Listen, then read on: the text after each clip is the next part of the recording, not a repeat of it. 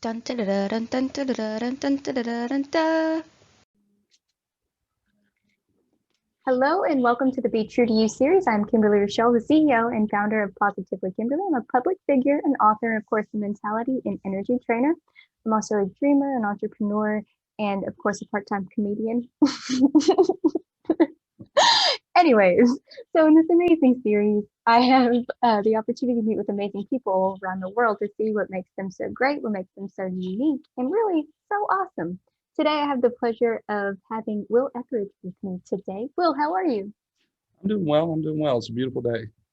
Good. Nice and chilly there. It is. Just a little, just a little bit.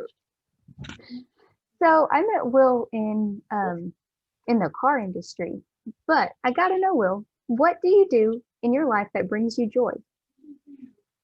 Wow, that brings me joy. Mhm. Well, I have to say first and foremost, my children. Anytime I spend with them, gives me a lot of joy. Um, I enjoy working. I like what I do, and I enjoy working with people.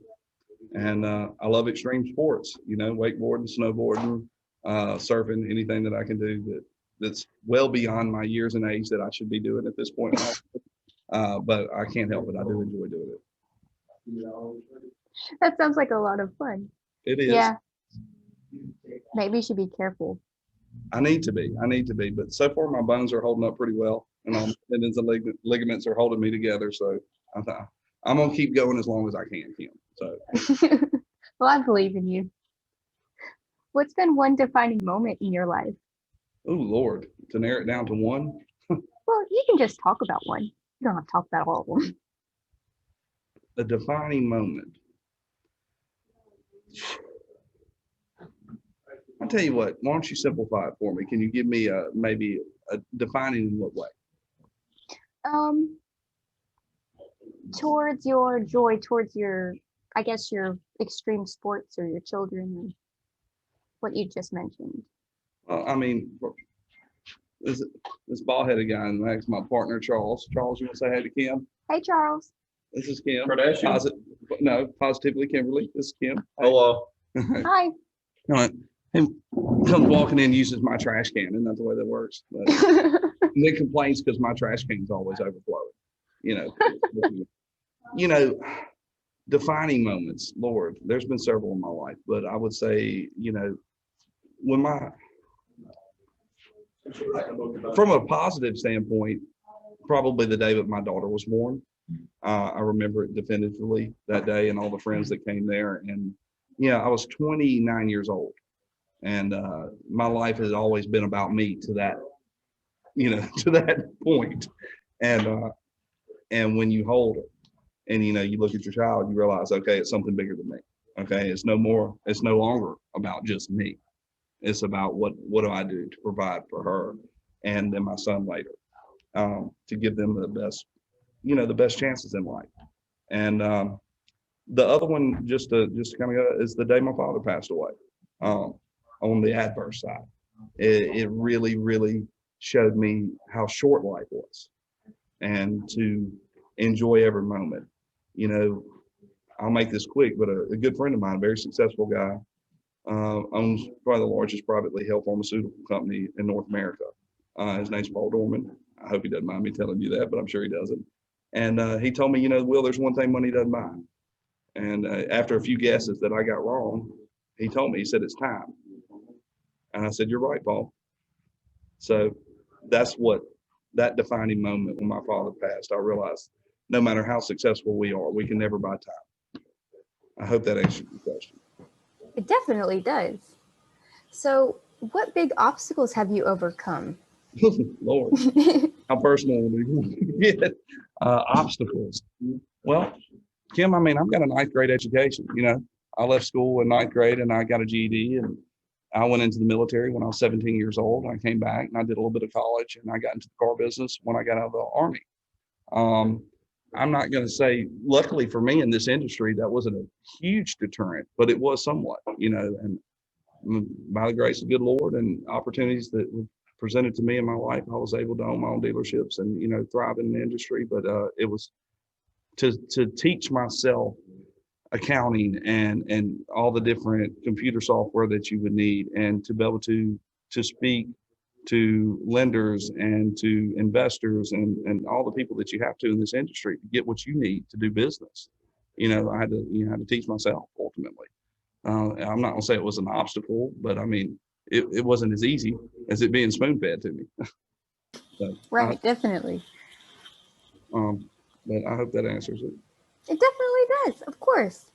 And I know that you've had to have at least a lot of mental toughness to get through all of that kind of stuff. What do you consider some of your talents and some of your strengths?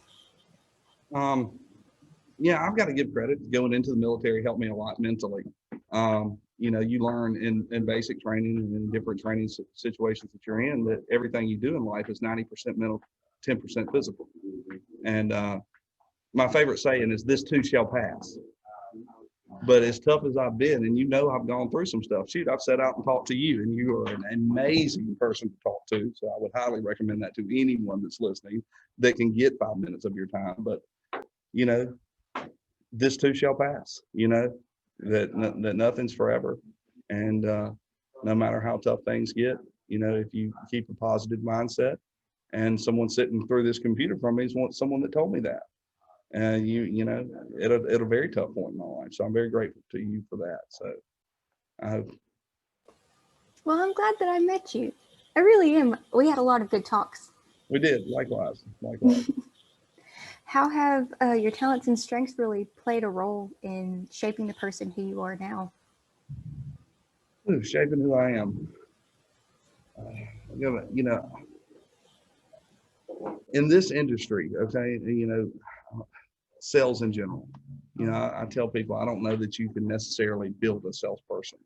I think that you can teach processes, and I think you can teach a lot of the things that it takes to be able to empathize with people and understand what their needs are. And I think if you have the right type of character where you really care about those things, and you put that forward into presenting them with solutions or the product that they need, that it helps you. That being said, some of it's just a blessing. I'll never be a professional NFL player. I'm not a pro athlete, unfortunately. I'm not even a pro at surfing or anything else. I enjoy doing it. But, my God-given talents, he gave me the ability to talk to people, to listen. I tell anybody, if you're selling or you're doing anything in customer service, it's not what you say, it's what you take from that person. And you have to be able to listen to them intently, care about what they're saying, and know what questions to ask to get to their base need. And, we talked about this before. It takes empathy. That's the number one thing you have to be a successful and talented salesperson. You've got to care, and you've got to be able to put yourself in their position. So, that's one thing that I think I was blessed with, and I'm glad that I have it, and it's been very rewarding for me in my career. I can definitely see that, because you're definitely a people person and definitely blessed with empathy. Love people. Yeah. What advice can you give people? Maybe they're people that are struggling with not having a high school education or not finishing high school, or the people that want to get into sales or something like that, or customer service, and don't really know how to be empathetic. Well, first and foremost, I would encourage anyone to further their education any way that they can. I still do to this day. I take tests online. I went and got my insurance license not too long ago. Not that I plan on selling insurance, but I learned more about contractual law getting that license than I did from any of my previous studies on anything. So knowledge is power, and unfortunately, we don't live in a society where the way that we teach knowledge works for every single person that's out there trying to learn it. But if you don't get discouraged and how you take in and learn, teach yourself everything you can. And as far as getting into sales, I think I told you this, I told a lot of people this is one industry that it just doesn't matter. It doesn't matter what your ethnicity is. It doesn't matter your gender. It doesn't matter anything. It doesn't matter religious preference. It matters, can you do the job? Do you care enough and want to, and if you research it, sales is the highest paying profession in the world. Still is today. So I would encourage anyone that maybe didn't quite fit the mold. I didn't, to never give up. And if you love people and you enjoy dealing with folks every day and really solving problems for them, I would highly encourage them to do so. And it's funny. I told someone the other day, I'll make this quick. A friend of mine, she's an attorney, very, very, very good attorney, and she was going back to nursing school to be a nurse practitioner. And she's like, well, this is so tough and blah, blah, blah, blah. And she's got a 1-year-old child. And, she's my age, she's in her 40s. And she's like, I wasn't planning on having a kid, but it happened. And I'm so grateful. And I told her, I said, we don't always pick our paths. Sometimes our paths pick us, so sometimes you may think that you want to do one thing in life, but something else present itself to you because it's what you were meant to do. Nobody likes doing something they're not good at. Everybody enjoys doing something that they are good at. So if you're good at doing something and communicating with people, I would highly encourage anyone to do so. Hey, any way I can help anyone, I'll be glad to do so. You know that. Mm-hmm. And I definitely agree. I mean, I was someone, I didn't fit the mold for a lot of different places. And then I'm so glad that I found sales. It taught me how to be confident. It taught me how to stand my ground in it. And I'm really good at talking to people regardless. So it kind of naturally. That you are. And you put your twist to it, your own way of doing it. I admired that about you. Well, thank you. Thank you. You're welcome. Do you have a personal motto that you live by? To whom much is given, much is expected. Whoa, that was really deep. That's a psalm. Solomon said it. So, yep, that's it. I like that. I think it's important. Didn't take me long to cut. That's been my whole life. I believe that. Well, if someone really got inspired by this video, where could they find you? Did they find you on social media or? They could, and I've got a very good friend of mine that started a dealership a while ago. It's called Gotti Autoplex. I joined with him, became his partner this year. They could email me at will@gottiautoplex.com. They can find me, on Facebook. Or I'm not huge on social media. I'll be 41 this year, Kim. I'm creeping on up there in age, staying with the times. But any way that they could be glad, just send me an email. I'll be glad to help them any way that I can. Okay, perfect. Well, it's been so nice to talk to you, and I'll see you later. All right. Bye. See you. Bye, Kimmy. So Will is super awesome. He actually had gotten me through a lot of different bad situations, just giving me words of wisdom whenever I needed them most.